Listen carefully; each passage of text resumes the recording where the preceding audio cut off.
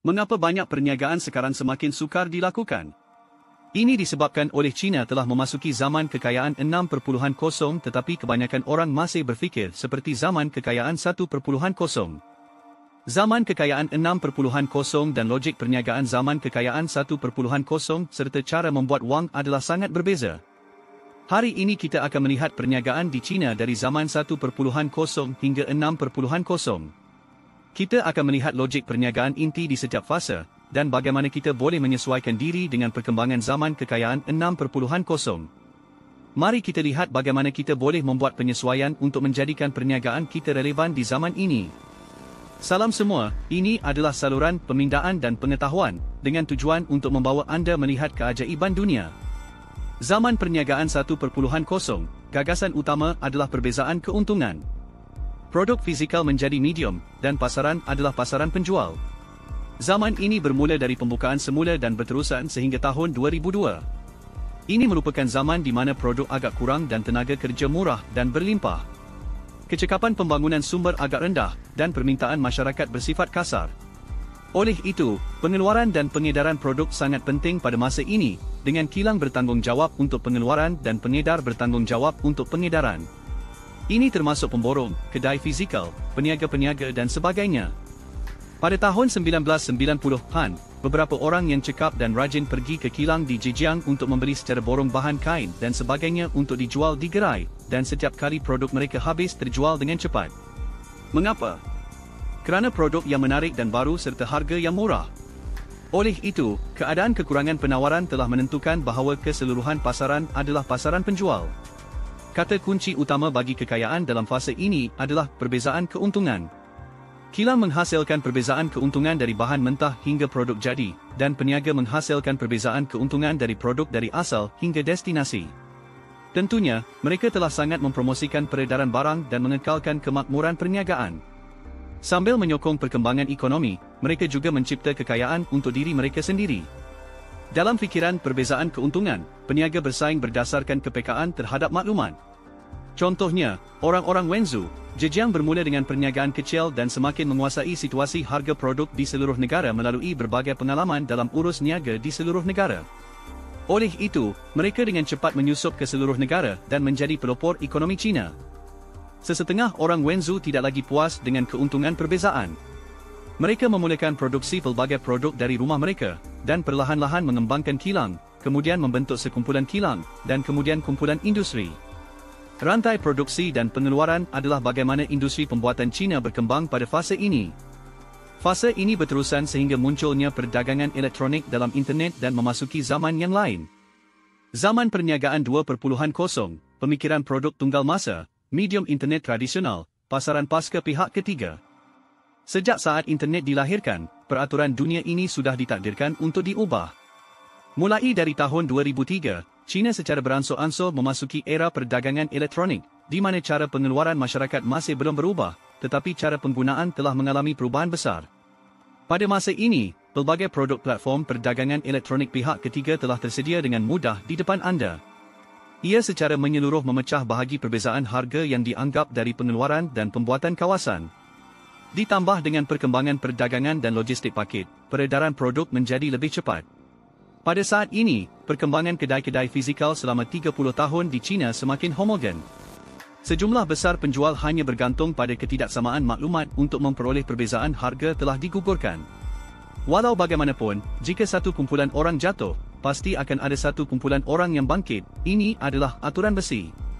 Kerana perdagangan elektronik tidak terhad pada ruang nyata, ia mudah untuk mencipta kesan tepi. Iaitu, semakin besar jualan produk, semakin rendah kosnya, jadi sangat sesuai untuk produk tunggal masa. Perniagaan paling suka dengan produk penjualan yang hebat. Pada saat ini, terdapat juga satu perubahan besar, iaitu kerana platform pihak ketiga memimpin aliran dan penarafan. Pasaran penjual berubah dengan cepat, siapa yang memimpin pasaran pasca pihak ketiga, dia akan berkongsi keuntungan. Ini juga adalah aturan besi. Oleh itu, kita boleh melihat satu fenomena, iaitu penjual tidak menghasilkan banyak wang, tetapi telah membesarkan platform pihak ketiga seperti Alibaba, JD.com, dan lain-lain. Walau bagaimanapun, produk era perdagangan elektronik semuanya hampir sama. Pengguna sangat mudah untuk membandingkan harga, yang mengakibatkan pertempuran harga semakin sengit. Outlet hanya dapat menghasilkan jumlah perdagangan yang lebih tinggi melalui promosi dan penjualan manipulatif. Oleh itu, kos outlet terus meningkat, akhirnya perdagangan elektronik membawa semua orang ke dalam lingkaran ganjil homogenisasi harga. Pada saat ini, terdapat juga satu perubahan yang sedang berlaku. Oleh kerana produk masih terus dihasilkan dengan lebih cepat, ia sudah memasuki fase tepu. Apabila pilihan pengguna semakin banyak, mereka pasti akan memilih dengan lebih teliti. Satu perubahan harus akan berlaku.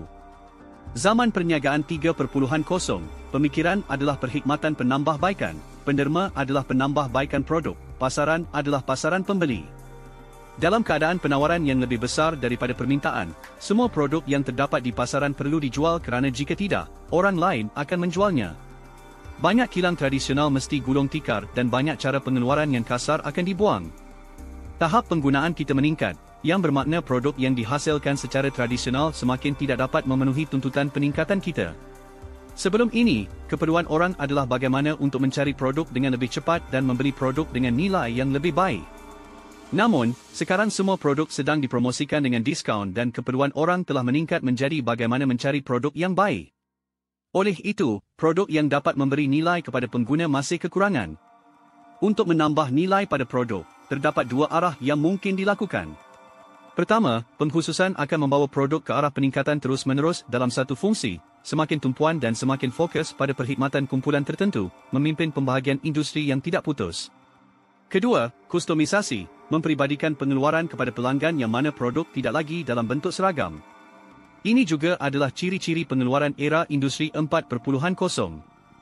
Dua arah ini akan menyebabkan pengasingan pasaran, yang bermaksud bahawa zaman pasaran seragam sedang berakhir. Produk masa depan akan sukar lagi mempunyai standard yang sama. Produk yang disukai oleh kumpulan pengguna ini benar-benar berbeza dengan produk yang disukai oleh kumpulan pengguna yang lain. Kepelekatan adalah ciri-ciri yang paling ketara dalam generasi ini. Dengan perincian perniagaan, persaingan yang sama dan perang harga akan semakin jarang berlaku, semuanya termasuk dalam kelompok yang mempunyai keuntungan yang besar. Pasaran yang dikuasai oleh pihak ketiga menjadi pasaran pembeli. Perniagaan yang asas, pada akhirnya beralih dari pembuatan produk ke pengguna. Dengan kata lain, siapa yang mempunyai keupayaan untuk mengumpulkan pengguna, dia yang menguasai masa depan perniagaan. Oleh itu, satu era yang baru akan tiba. Zaman perniagaan 4.0, pemikiran adalah daya tarikan, media sosial adalah perantaraan, dan pasaran adalah pasaran kredit. Jack Ma pernah mengatakan, jika masih ada dividen yang belum digali di China, kepercayaan bersama adalah kekayaan yang paling besar yang belum dibangunkan. Sebenarnya, masih ada dividen terbesar yang belum diterokai di masa depan China, iaitu pengembalian semula hubungan kredit sosial. Mengapa begitu? Sebelum ini, ciri-ciri platform ketiga adalah maklumat yang kuat, hubungan yang lemah. Contohnya, Taobao dan Dianping menekankan kebenaran dan kebolehpercayaan maklumat produk. Tetapi keterhubungan di antara pengguna platform agak kecil. Oleh kerana pengguna terlalu terpecah, mereka hanya dapat mematuhi perintah platform. Aktiviti mana produk yang dipromosikan, produk mana yang dapat dimuatkan di halaman utama, semuanya bergantung kepada platform ketiga. Tetapi media sosial telah membawa kita ke era maklumat yang lemah, hubungan yang kuat. Setiap orang adalah IP independen, ekonomi independen, dan mempunyai keterhubungan yang kuat antara satu sama lain. Cara kita memperoleh maklumat, lebih banyak daripada berkongsi, bukan memberitahu. Seperti yang kita katakan di atas, jika mekanisme inti perniagaan telah berubah dari produk menjadi orang, maka pengguna akan bergerak dari terpecah menjadi aliansi. Sebagai pengguna, jika anda tidak mempersatukan orang lain hari ini, seseorang akan mempersatukan anda esok hari. Sila ingat bahawa ini sangat penting, kerana sesiapa yang menguasai pengguna, sesiapa yang menguasai pasaran. Lihatlah kedai-kedai teratas di kedudukan Taobao sekarang, mereka dikuasai oleh selebriti internet. Lihatlah pengacara wanita video besar-besaran, peningkatan jenama kecil media mereka, semuanya adalah refleksi langsung daripada ciri ini. Mengapa siaran langsung boleh menjadi mod penghantaran yang paling popular sekarang? Kerana masalah utama yang diselesaikan oleh siaran langsung adalah kredit. Pada zaman gambar teks sebelumnya, imej produk sering bergantung pada keupayaan gambar Photoshop peniaga. Produk yang kita lihat seringkali dihiasi, jadi kita memberi banyak produk yang tidak sesuai dengan gambar dan teks yang ditunjukkan. Tetapi dalam zaman siaran langsung hari ini, kita dapat melihat produk secara realiti, secara menyeluruh dan dalam masa sebenar. Sebarang keindahan adalah pucat, apa yang dilihat adalah apa yang kita dapatkan, ini adalah perbezaan mendasar. Dan zaman siaran langsung masih boleh berinteraksi secara langsung, ini adalah aktiviti awam yang melibatkan semua orang, di mana pertanyaan boleh dikemukakan pada bila-bila masa. Pedagang harus memberikan jawapan dalam masa nyata, dan sebarang masalah tidak dapat dielakkan. Zaman perniagaan 5.0, pemikiran sebagai produk tak berbentuk. Kita semua tahu barang-barang di Taobao sudah cukup murah, ianya sudah menurunkan harga pelbagai produk penggunaan harian kepada tahap yang tak terhingga rendah. Namun, barang-barang di Pinduoduo lagi lebih murah. Produk yang dijual pada harga 19.9 di Taobao, boleh dijual pada harga 9.9 di Pinduoduo. Kehadiran Taobao dan Pinduoduo bukanlah sesuatu yang kebetulan, tetapi sesuatu yang pasti. Tujuan mereka ialah untuk menurunkan keuntungan produk tanpa had. Dalam The Wealth of Nations, dikatakan bahawa penurunan keuntungan bukanlah hasil daripada kemerosotan perniagaan, sebaliknya, ia adalah hasil daripada kemakmuran perniagaan. Saya yakin akan ada lebih banyak platform yang akan muncul pada masa depan. Apapun yang kita lakukan pada masa depan, pasti akan ada platform atau penjual lain yang akan keluar dan menjual lebih murah daripada kita. Oleh itu, jalan keluar terbaik perniagaan pada masa depan adalah dengan tidak menghasilkan produk yang berbentuk, tetapi dengan menggunakan perkhidmatan yang tidak berbentuk sebagai sumber pendapatan. Keuntungan produk yang berbentuk semakin hampir dengan sifar, manakala keuntungan produk yang tidak berbentuk semakin hampir dengan tak terhingga besar. Sebagai contoh, keuntungan produk kecantikan semakin kecil, tetapi keuntungan daripada proses kecantikan semakin besar. Keuntungan kereta semakin kecil, tetapi keuntungan daripada perkhidmatan selepas jualan kereta semakin besar. Keuntungan buku semakin kecil, tetapi keuntungan daripada kegiatan membaca semakin besar. Perniagaan pada masa depan mungkin kelihatan tidak menguntungkan, malah mungkin rugi, tetapi penjual telah menetapkan laluan tidak kelihatan, dan melalui produk atau perkhidmatan yang tidak berbentuk, mereka akan menjana keuntungan. Jangan terlalu terpaku pada produk itu sendiri. Kita sudah masuk ke dalam zaman kelebihan pengeluaran, masyarakat tidak kekurangan produk lagi. Apa yang kita kurang pada masa depan? Ia ialah panduan rohani, bantuan dalam memilih, pembelajaran, penghiburan, rekreasi santai, identiti atribut, dan lain-lain, perkara yang tidak berbentuk. Semakin maju manusia secara material, semakin bingung jiwa manusia. Semakin bingung, semakin haus pada benda tak berbentuk, seperti pengiktirafan rohani, ketenangan batin, dan sebagainya.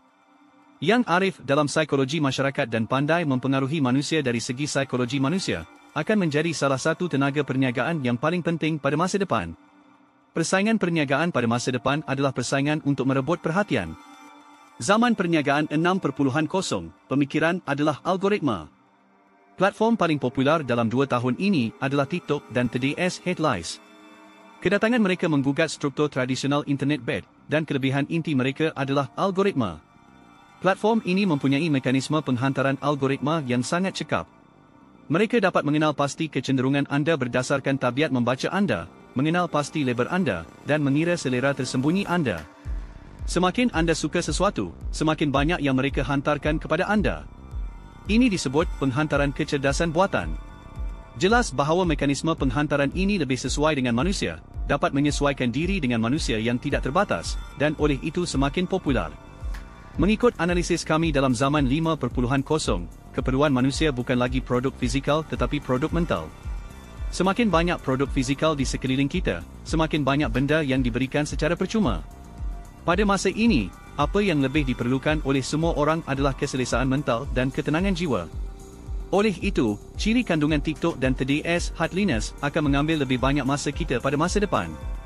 Oleh itu, semua barangan akan menjadi subordinat maklumat pada masa depan dan semua barangan akan tersembunyi dalam pelbagai aliran maklumat. Yang lebih penting, internet tradisional sebenarnya telah memperhebat jurang kemiskinan, seperti dalam zaman Weibo dan WeChat. Jika kandungan yang anda cipta mendapat sokongan, ia akan menarik peminat. Semakin ramai peminat yang anda tarik, semakin meluas penyebaran kandungan anda, yang pada gilirannya membawa lebih banyak peminat kepada anda dan boleh menjana pendapatan iklan. Ini adalah kesan berselang, dan juga merupakan proses penumpukan modal asal. Apabila anda mempunyai modal yang mencukupi, anda boleh menarik lebih banyak modal. Pada akhirnya, semua sumber yang baik akan berkumpul kepada anda. Tetapi dalam era penghantaran algoritma, logik ini tidak lagi wujud. Mekanisme algoritma menjadikan jumlah penyebaran kandungan anda dan peminat anda tidak mempunyai kaitan yang pasti. Contohnya, setelah anda menghantarkan kandungan anda, ia akan dihantarkan terlebih dahulu kepada 200 orang dengan lebar yang sesuai. Jika kadar like dan kadar bacaan lengkap baik, ia akan terus dihantarkan kepada 2,000 orang. Jika masih baik, ia akan dihantarkan kepada 20,000 orang. Dengan kata lain, algoritma dapat mengembalikan kesan penumpukan modal asal kepada sifar. Ini adalah yang paling adil untuk orang baru dan pada masa yang sama menggalakkan orang lama untuk terus berusaha.